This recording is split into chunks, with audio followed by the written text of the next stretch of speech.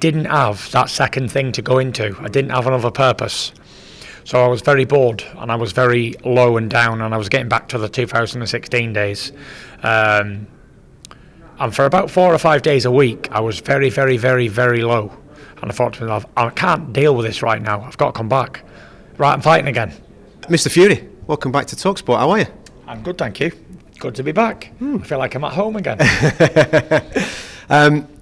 This week, or should I say even near enough to the day, 4 years since that first fight with Deontay Wilder. And the significant moment for me on that particular night, being lucky enough to be there and experiencing it all with you throughout the course of that week, isn't the 12th round, which a lot of people will probably refer to because of the iconic moment and, of course, the result that came in. The significant moment for me, and maybe for you at that time because of the journey that you've been on, was actually the walkout. Because anybody that's been to a fight in Los Angeles, comparing it to Las Vegas, for example, it's a very different fight week. Vegas, everything's on top of you, you get to see the fans throughout the whole course of the week. LA, you only really find out on the night how many people have rocked up. When you walked out and the lights came up and a bit of Free From Desire's rocking and rolling, it genuinely felt like a stag do in Benidorm, mate. It felt like a serious party. What was it like for you? It was fantastic, you know, to see a full house in the Staples Centre, especially when no heavyweights have boxed there since Klitschko boxed Chris Arreola years and years before.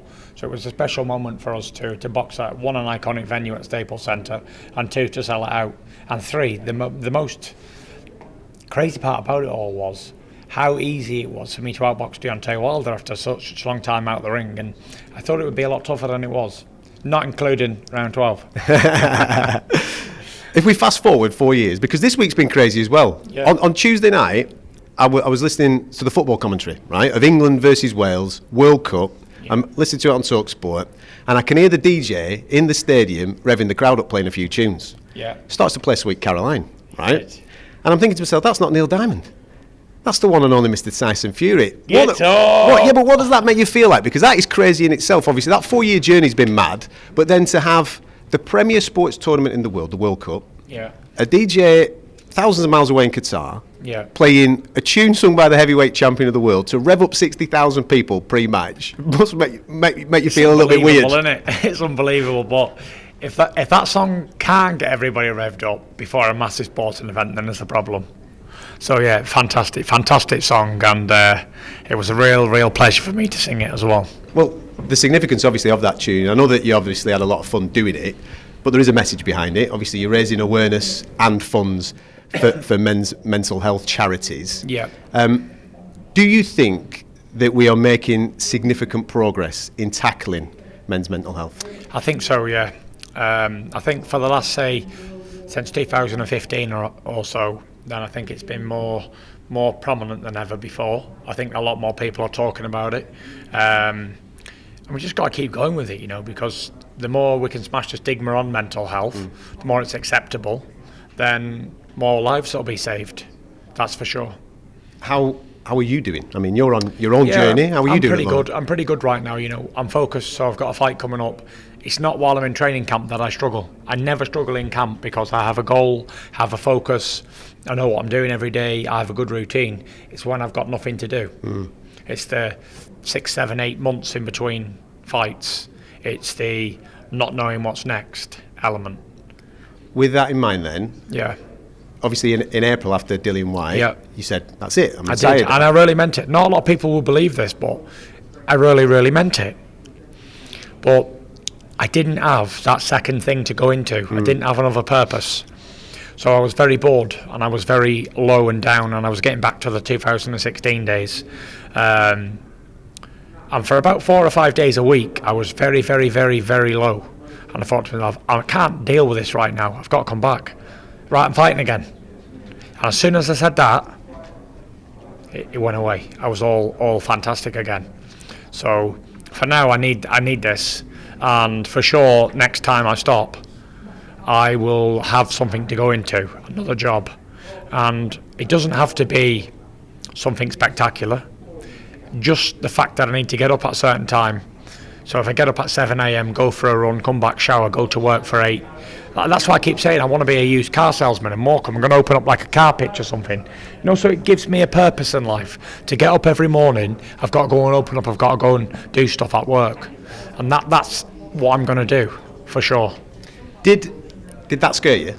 It did. That period of time, obviously, the thought of retirement is attractive, no doubt, but the realisation of it, very, very different. The thought of retirement, the thought of like retiring, not having to go kill yourself every day, not having to go get punched all about the head by giant men, it sounded appetising, but in reality it wasn't what I really wanted, hence the reason I've come back. And although I didn't stop training ever, I was still training every single day, minimum 5 times a week, minimum, most days twice a day. And I was writing my 3rd book at the time, I was recording the single, I was doing a Netflix documentary, I was out even in camp with Joyce Parker for his fight. I still didn't feel fulfilled because it wasn't me. I didn't feel like I was doing it. And although I've got nothing to prove to anybody, I'm not coming back for any specific reasons. What else is there? It's like, for me, a champion racehorse, even if it was Red Rome or whatever horse it was, what was its purpose after it was retired? That's a worrying thought, though, isn't it? Because very worrying, and this is why all sportsmen struggle so much. Yeah. Well, that's where I want to go with, because we see, especially in this game, it's a brutal game, and people do go on too long. That fire is obviously still burning inside you. Do you think that fire will ever go out? Yeah, it's like when you're doing it for the wrong reasons. It's like me, I'm not doing it for hungry reasons. I'm not boxing because, I need to buy a house, or I need to pay me bills, or I'm boxing to win a belt, or I'm boxing to become somebody or famous or whatever. I have no real reason to fight. My reason for fighting is I need to keep myself well in my mind. So I'm fighting. So when you come across somebody in their mid-20s, early 20s, who's fighting because they've got to get off the streets in Philadelphia somewhere, and it's do or die, then you got a problem. So with that then in mind, fighting for sanity, what are there things that you want to achieve within boxing that you feel that you'd like to achieve? There's nothing that I can achieve. I've won every belt there is to win. If I start from the beginning, I've won 2 English titles, 2 British titles, 2 Commonwealth titles, European, 2 WBO Intercontinental Internationals, WBO Super, WBA Super, IBF, IBO, Ring Magazine 3 times, Fight of the Year 3 times, 2-time WBC champion, WBC Mayan champion. I've literally won everything there is to win. I've been ESPN Fighter of the Year twice. I've won 2 ESPYs, which is shocking for a British man to win 2 ESPYs against all the American sports people out there. So there's nothing that I can do in boxing. I've not got any goals, 0. So like I say, I've fought for a lot of things in my life before, all of what I've just said being some of them. So I suppose fighting for sanity is every bit as good as fighting for all of that. How do we make those super fights, in your opinion, for next year? At the minute, there's a lot of chefs in the kitchen. There seems to be a kitchen full of chefs. So everybody needs to just step back, take a break, and let the fights happen. That's it. We can say, 1,000 people can say, oh, we want this fight, we want that fight. But a million people, a billion people could say it. But if one of the parties is not willing to do a fight, then you're never going to see it. We didn't see Froch Calzaghe. We didn't see Bo Lewis. We didn't see Hatton Witter. We didn't see Witter, Hatton, or Amir Khan fight each other. We've just about seen Khan Brook 25 years out of date.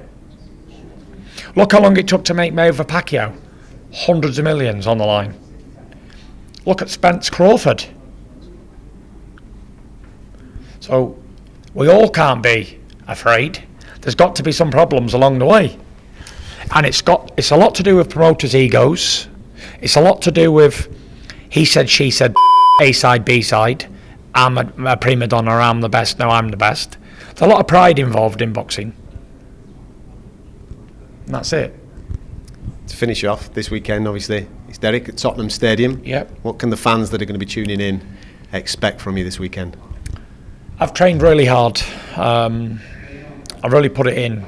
After having the the 4 or 5 months out of the ring with the retirement and stuff, I've really put a very good training camp in. I'm in great shape. I'm in great spirits. Mind's fantastic. I'm really ready to put on a show. And against Derek Chisora, my old rival, we know each other pretty well. So I think it's going to be a good fight. A lot of people are expecting me to, like, I don't know, like miraculously blow him away, like he's been knocked out a lot. He's had, what's he had, 2 or 3 stoppage losses over a 14-year career. So I'm not expecting a quick blow away. I think it'll be a lot tougher than people may think. And I've trained for a 12-round war, and if it's anything less, then it's Christmas early. But if it's not, then I'll be prepared to go the distance. And then what does Christmas look like? Christmas, I'm going to try and stay away from the alcohol over Christmas, and I'm going to try and eat sensible and eat clean. It's only a 4-week period, and if I can get through that, then January will be here and back to work. So yeah, I intend to just stay in the straight and narrow right through the Christmas and New Year. It's not that I ever really celebrate New Year anyway, ever. But straight and narrow, gym, lots of gym work, lots of weights and lots of eating clean. That's what it looks like, December for me. Wishing you a good season and hopefully onto a prosperous New Year, mate. Onto the New Year. I'm focusing on Saturday night, and past Saturday night I'm going to have a good time with the kids, spend a good bit of family time at home, and then rejuvenate back in 2023 and see what the future holds.